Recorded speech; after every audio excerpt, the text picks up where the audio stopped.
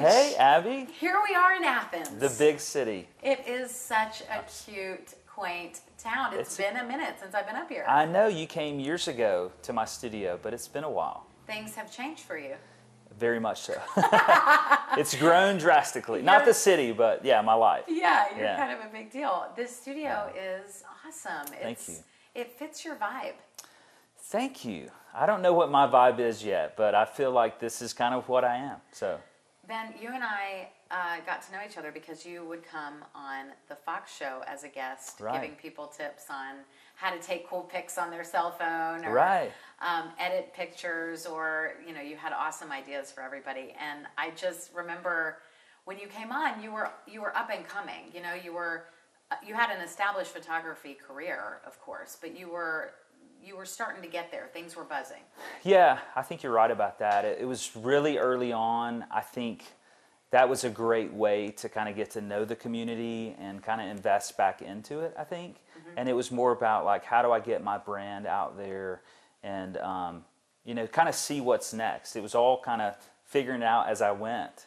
And it was like you were on the cusp of, back then, and I didn't know it, maybe you didn't know it. I know you were trying for it, but you were on the cusp of something really big. Oh, thanks. Yeah. And it's just been so cool to see you grow over the years, and I'm just happy for you. Thank you. Yeah, I used to say, like, if somebody would pay me to travel and take photos, I would have arrived. And now it's like, that's what I do. That's what you do. So I feel very fortunate. I could not have planned it any better. There's things that have happened that are beyond what I dreamed would ever happen, so it's really cool. Let's talk about those dreams. Yeah. So many years ago as a young boy. Now tell us a little bit about yourself. You grew up in Athens? Yeah, for the most part. So my family moved here when I was really young from North Alabama, and so I went to kindergarten here even, all through high school, and loved Athens. It was just a place, I never thought I would be back, but it was a place that the community really supported me. I still have like lifelong friends from being here. And I've realized over the years how unique that is, that I still talk to guys that I was in elementary school with, and they're not impressed by anything I do career-wise. They don't care, and I love that. Like, we can be photographing these huge events, and when I come back, they just want to be with me, like they don't care about that. Yeah. And it's very, it's sobering in a sense, and I love that. But keeps you humble. It does. But yeah, I love Athens. I went away for college, played soccer in college down in Mobile, Alabama, went to grad school in Memphis, and then we moved back here. And you have a farm, 23 acres of land, a dream house that you and your wife built. Yeah, we're so lucky. We ride dirt bikes, and so we found some land, and I was trying to convince my dad to move out of the house we grew up in. So he's on that land, and so we're neighbors with my dad. My sister lives down the road. So one thing, growing up, we didn't live close to like my cousins and grandparents. They lived in North Alabama. And so I thought it was really important to live close to them. So I wanted my kids to get to know their grandparents and their cousins. So my wife's family lives down in Auburn, Alabama, so we still make that commute down there. But there's just something really special about the communal aspect of this. Well, and investing in your community. You've kept your business stationed right here in Athens, even though it's essentially worldwide at this point, which means something to the town to have you, I think, probably, and then it means something to you because it's where you started these dreams. Yeah, one of my goals has always been, I don't want to forget where I came from, and I also want to try to find ways to invest back in this area. So they gave so much to me, and so I want to, it may seem very incremental, but I'm trying to give back. And so hopefully that'll just grow, but I love this community. I love the people here. Talk about your dreams of being a photographer. When did those begin? Yeah, that is a great question. So, like I said, so sports really took precedence in my life through growing up in high school and college. And so it wasn't until I got to grad school when I was studying these really specific concepts, and I needed some sort of outlet of creativity. And I remember one birthday, my mom, I think we went to Best Buy or something, and she bought me a camera, because that's what I wanted. And so I started shooting film, and I would get the rolls back, and I was like, well, that didn't turn out the way I thought it was going to. And then my wife and I got married, and I was a business consultant at the time, and so I was traveling a bit. So long story, I go to Israel for a photo, or I was teaching and doing music for an event. And so I told Joy, I was like, hey, I'm going to buy a camera. It's going to empty our savings account. But I know, she was so patient with that. Yeah. And but I was like, I promise I'll make our money back. I just think like this is going to be a great way for me to see things, and I want to have great pictures to bring back. And so I brought back pictures, and people were like, these are great. And I built a little website, and so people would say, hey, do you photograph weddings? And I was like, I think so. I mean, but I was so fortunate. That was probably in 2007 or so, 2008. And it got to the point where people kept calling for, family sessions and weddings and, baby shoots. It was like, what am I doing photographing babies? But I did it. And but it got me kind of well-versed at a lot of different things. And so from there, it got to the point where I had enough booked that I was able to quit my consulting job. And so I can't say that it was ever, I mean, I was always affirmed by art teachers in school, like, hey, Ben, you're really good at art. But I was just worried about soccer or football. So it wasn't until we got married, so around 2007, 2008, that the creativity finally fleshed itself out, and it was through cameras, through photography. And it wasn't like you didn't have to get an official degree in it or anything like that? I hope not, because I still don't have one. I won't tell. Uh-oh, yeah. No, but it's really just you have to have an eye, right? I mean, it's a certain artistic ability that's probably in your soul. Yeah, my mom's very creative. My dad's very creative in a different way, but there was a sense of, in photography, I think there's only I see the world the way that I do, and somehow I get to use my photos to show people the way I see things, and people have been drawn to that. I guess that's the best way to describe it. And then, of course, there's stylistic things, and I say so often, probably the biggest part of my job is just building relationships and being fun to work with, which goes so much further sometimes than the creative aspect of like, is he, for example, a wedding, you're spending 12, 16 hours with somebody, not always directly, but indirectly, and you need to be somebody enjoyable. Well, you are enjoyable. Well, thank you. I think we really think you're a pretty nice guy. Oh, thanks. You're easy to be around, and you kind of go with the flow. It's not a high-stress situation. I've seen you photograph events that we've been attending. I know, it's always great. And you're just like, hey, it's just easy. Well, yeah, I want it to feel that way. Sometimes things happen but at the same time, it's like so much of my job is problem solving. And I guess from sports, it's helped me be somewhat cool under pressure, being in high pressure situations. But these are some of the best moments, even sometimes some of the hardest moments for families, events and weddings. So I want to be somebody who, I always joke and say, hey, I'm going to take good pictures. Let's just enjoy it. And so hopefully that's what happens. Mm-hmm. Yeah. So, okay, you start taking pictures, you quit your job, and it just escalates from there. It went from like baby pictures and wedding pictures and home pictures to a lot of really big jobs. Talk about the progression. Well, so like the first year that I quit my job, we barely made it. I mean, seriously, it was my wife. We were pregnant with our first child, and my wife was a teacher, and she was coming home. We'd saved as much as we could, and she was coming home to be a full-time mom. And then I'm like, oh, by the way, I'm quitting my good job too. So it went from just seriously barely making it by. I mean, I remember times of food stamps and things like that where we went from like a really great paying job to let's just try to buy groceries.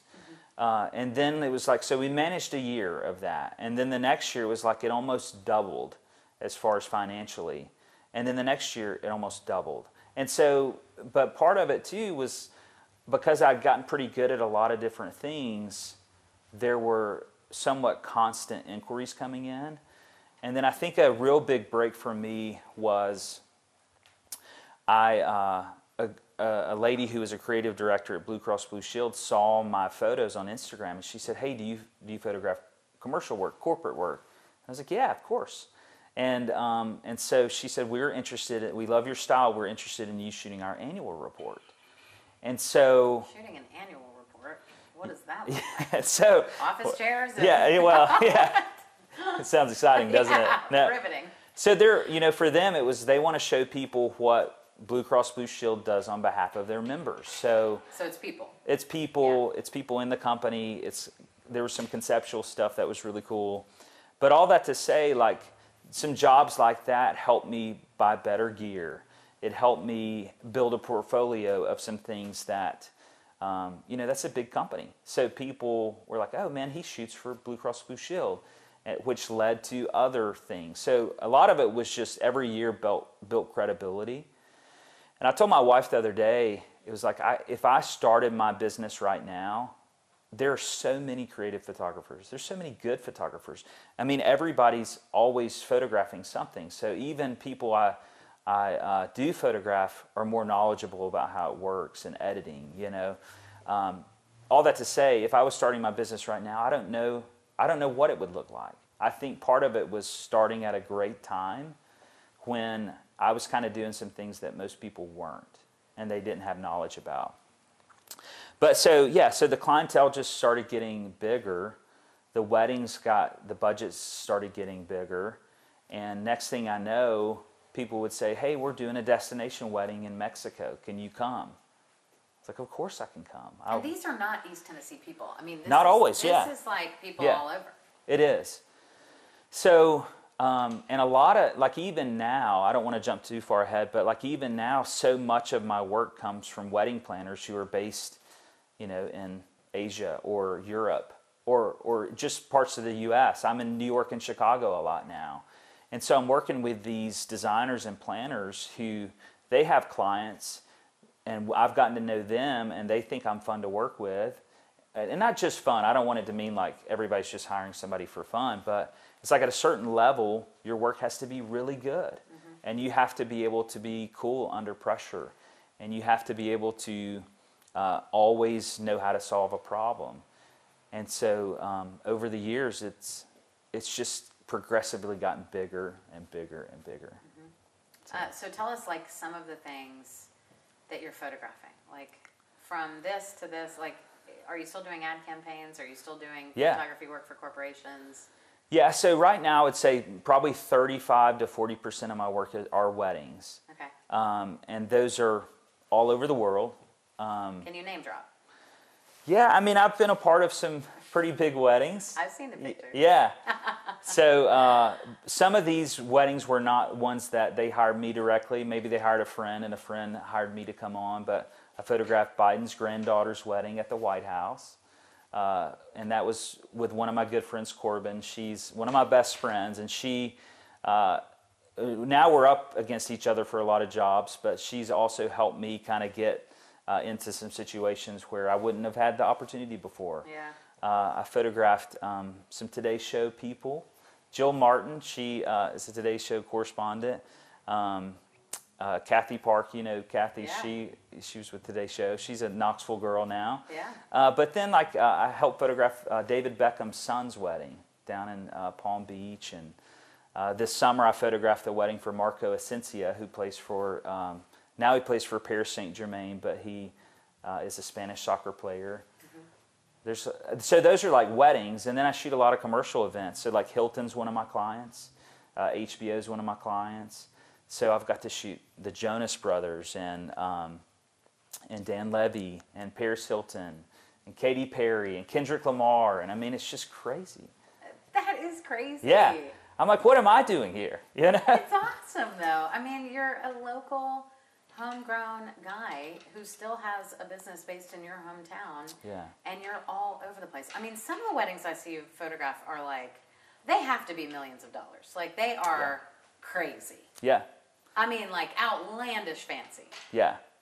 Well, I've been, so I've shot weddings ranging from, the most I've ever been a part of was about a $12 million wedding. Oh but then shot lots of $3 to $5 million weddings. And I know that, so one of the things I have to remember, well, my wife always says, don't expect that when you get home. Like this level of like, perfection. Luxury and yeah. Yeah, and I don't. And but it is unbelievable how I mean, you know, and there's this sense of like these are some of the most meaningful moments in these people's lives. So if they have the money, they're going to really go all out. And I don't know, if you have $12 million, like, what's a wedding? You can renew your vows the next year, go on a cool vacation the next year. Whatever. I know, trust me.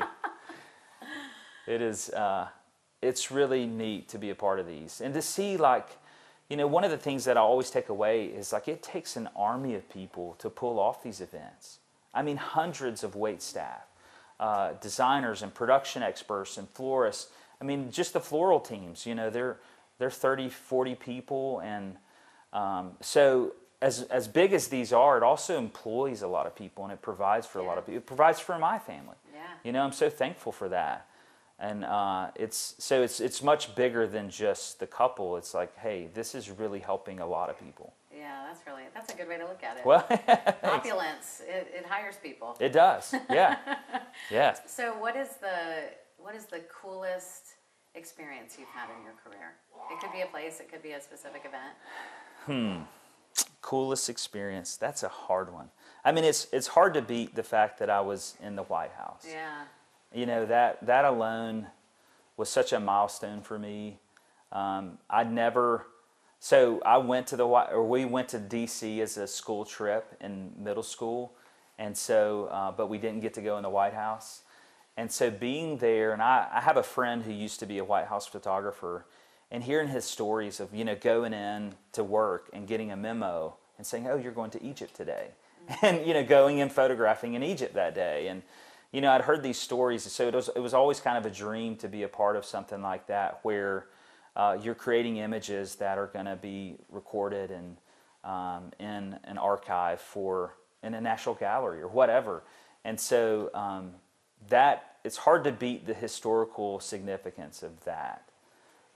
It's very meaningful. But then I also have some private clients that I won't say their names, but the fact that they've invited me into their homes and a part of their lives has been really remarkable.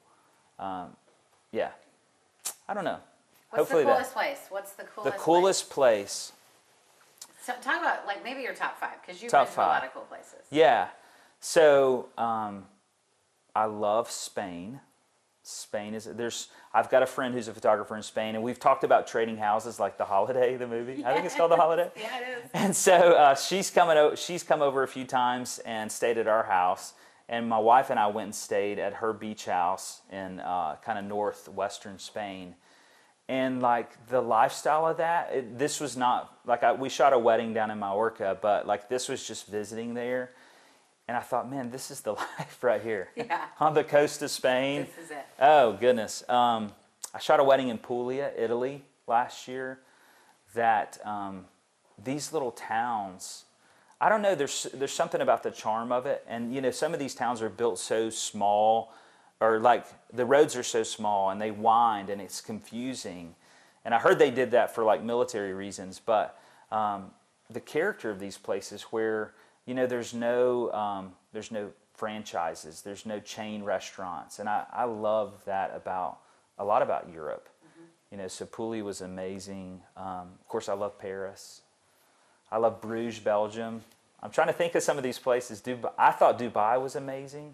Mm-hmm. I've shot an event in Dubai. India was one of the most remarkable places because, you know, unless you're in your hotel room, people are on top of you.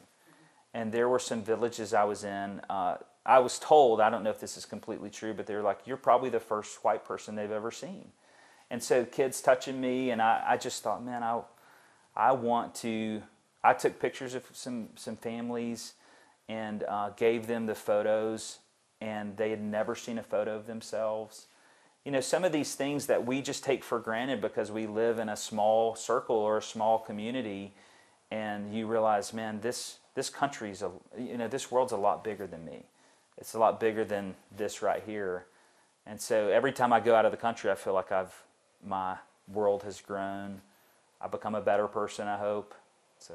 And a really great dad. Talk about your family. Oh yeah, I love talking about my family. Are they proud of you? I think so. Yeah.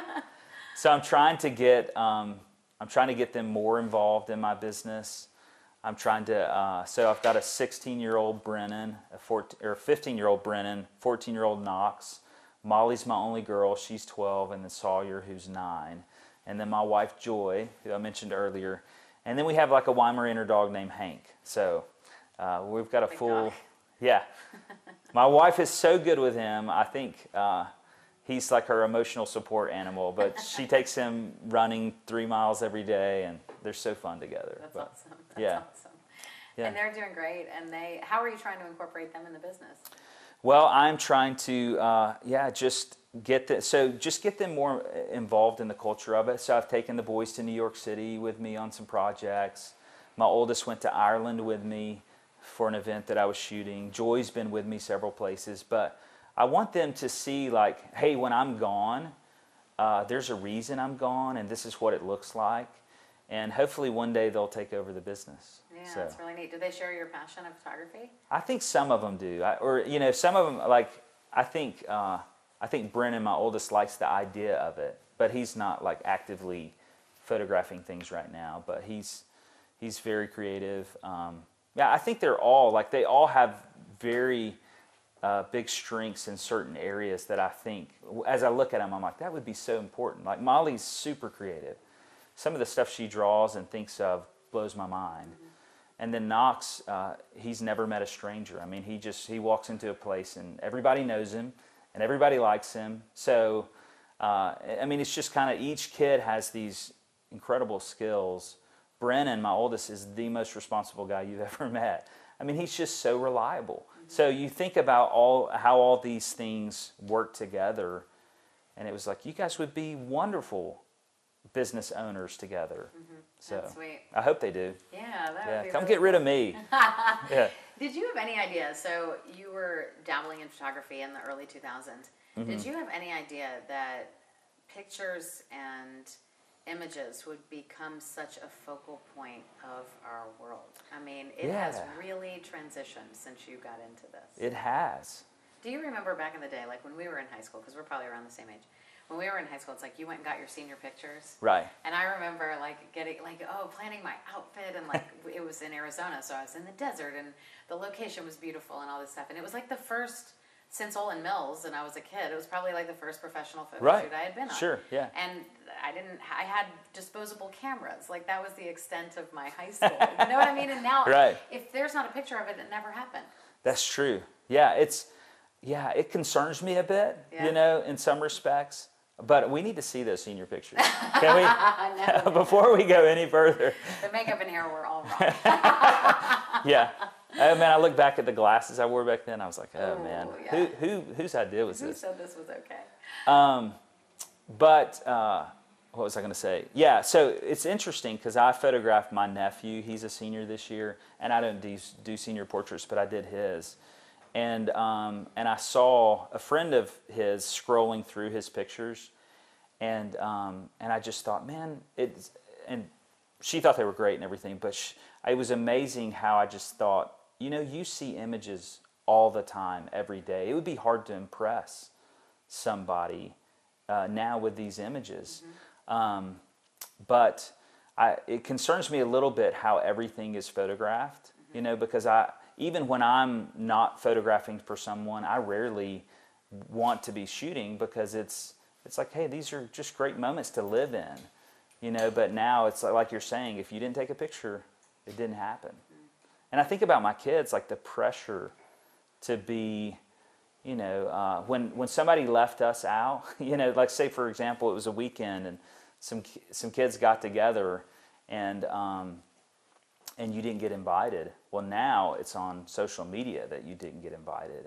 And just the pressure of those things. It is. So, sorry, that got a little serious. No, but that's the truth. It's just transitioned so much. So your profession now, your chosen profession, back when it wasn't maybe the focal point that it is now, has really become a center point in a lot of people's lives. It's just an interesting dichotomy. Well, and social media was new.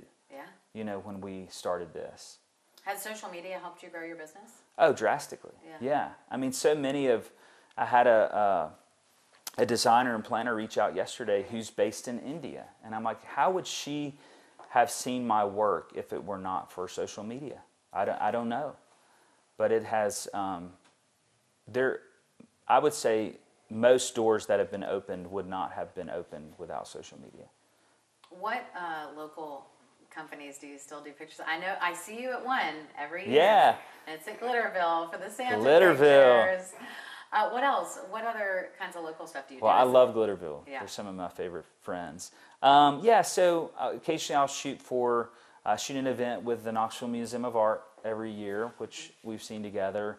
And with that, some things for Blackberry Mountain, Blackberry Farm. Most of those are for like some builders, so Smidden Roads and Hickory. And so there's some companies like that. There's several interior designers I work with, Todd Richardson, Natalie Clayman, occasionally. So I'm like trying to remember so I don't leave anybody out. Yeah. I'm like, oh gosh. And then I shoot for VIP Knoxville, for the Scout Guide. I still shoot for the Scout Guide. Mainly those two magazines in particular is a way for me to still really be invested in the community because I get to meet a lot of people. I want them to feel like I'm, this is a local magazine. And so I want to be somebody who's local to it and helps. So those are probably the main ones I'm thinking of. How many days out of the year are you traveling to photo shoots? Do you have any idea? Well, how many weeks out of the month? Maybe that's an easier question to ask. I would say like I try to limit it. I don't want to be gone for more than like a week and a half out of a month. Mm-hmm. I don't know what the average is. I'm sure my family could tell me. But it's one of those things if I don't want to be all these other places and my family feel like Dad's never here or Ben's never here. So I really try to manage that because I want to take kids to school. I want to pick them up. I want to be at the sporting events. So even like I have a lot of work right now in New York City. So when I can, I'm flying in that morning. If I can get back that night, I will, or it's the next morning. So I try to make a lot of quick trips. But yeah, so probably a week and a half out of a month. And what do you want to do? What's next? God. Have you peaked, Ben Finch? I hope not. Some would say yes. Yeah. What's the future? Like, what do you want to accomplish that you haven't? Yeah, so what do I want to accomplish? Like I meant to mention them in my list of clients, but I have some friends who, the Colquitts, who's opened Catalucci Ranch and the Swag and RT Lodge. And Annie was our last Heart of the Matter. Was she really? Yes, she was. She's the best. I'll send you the link. Please do. Yeah, she's so much cooler than I am. But there's this sense of like some of these friends of mine who have some really wonderful places I want to invest more in, I hope. So I think as it's gotten broader, like my work has gotten where I travel more, I'm finding the value in not shooting for everybody, so hopefully my clientele list gets a little smaller and I go deeper with them. So some of those corporate clients like Hilton, there's a few designers I work with. It's like I just want to be more available to them because if I'm not careful, my schedule can get so filled that even really important clients of mine, it's like I don't have time for. So I'm trying to, if anything, kind of make that list a little smaller and have more gaps in my schedule. And I want to, what's next? It's like I want to be present. I want to be present with my family more. That's a big goal. Who's the nicest celebrity you've ever photographed or met? That is a great question. I always say this because she actually reminds me of my wife a little bit, but Katy Perry is so nice. Really? Yeah. Like the first time I photographed her, because you just never know what you're going to get with people. But she's like grabbing my hand. You're from Tennessee? Like kissing you on the cheek, like just very nice. Warm. Yeah, very warm. And my wife's like that. You can't talk to her without her touching your hands or, just this warmth that they exude. So she immediately comes to mind. I don't know if I've ever met, everybody's been nice to me. Yeah. Well, they don't want you to take a bad picture. Yeah, I guess they don't. Yeah, right. That's right. You better be nice to me. You know what I can do? I got you picking your nose. That's right. That's right. That's exactly right. There have been some strange ones, but yeah, she was super nice. That stands out to me. That's very cool. Yeah. Well, thank you. This was wonderful. Well, thank you. Thanks for coming to Athens. I love being in Athens. It's a great town. Adorable. I was feeling very homey pulling in. Well, good. So I'll come back. Yes, please do. We've got some good little restaurants you can go to. Hey, we have a baseball tournament here this weekend. That's right, yeah. When I say I'm coming back, I mean it. You mean you're coming back. Right on. Thanks, Ben. Thanks, Abby.